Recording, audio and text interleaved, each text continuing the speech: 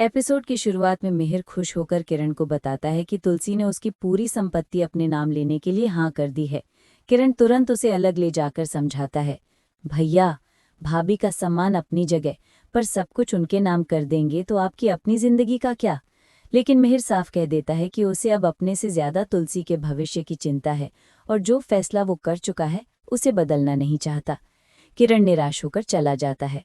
तभी नोयना मिहिर से टकराती है और हैरान होकर वही सवाल पूछती है।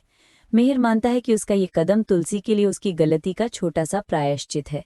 नोयना तुरंत उसे बहकाने की कोशिश करती है। अगर तुलसी ने बिना सोचे इतनी बड़ी जायदाद ले ली तो शायद उसे पैसा तुमसे ज्यादा प्यारा है। साथ ही वो रोते हुए अपनी बर्बाद शादी की कहानी सुनाती है और ये भी स्वीकार करती है कि एक रात वो और मिहिर एक दूसरे के बेहद करीब आए थे। उसकी आखिरी लाइन, अगर मैं तुलसी होती तो हर बार तुम्हें चुनती, दौलत को नहीं, मिहिर के मन में शक की चिंगारी जगा देती है। उधर तुलसी सारे कागजों पर साइन कर देती है।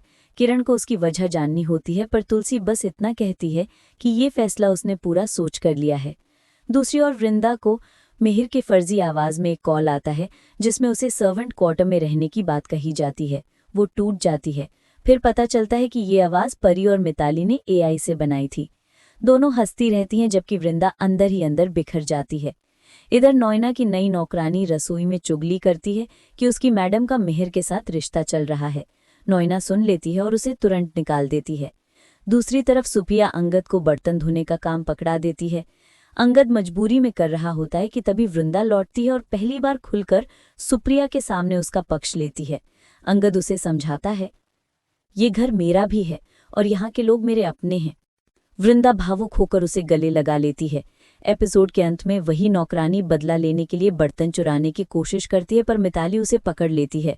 नोयना पुलिस बुलाने वाली होती है और नौकरानी रोते हुए माफी मांगती है और यहीं आज का एपिसोड खत्म होता है। Thanks for watching.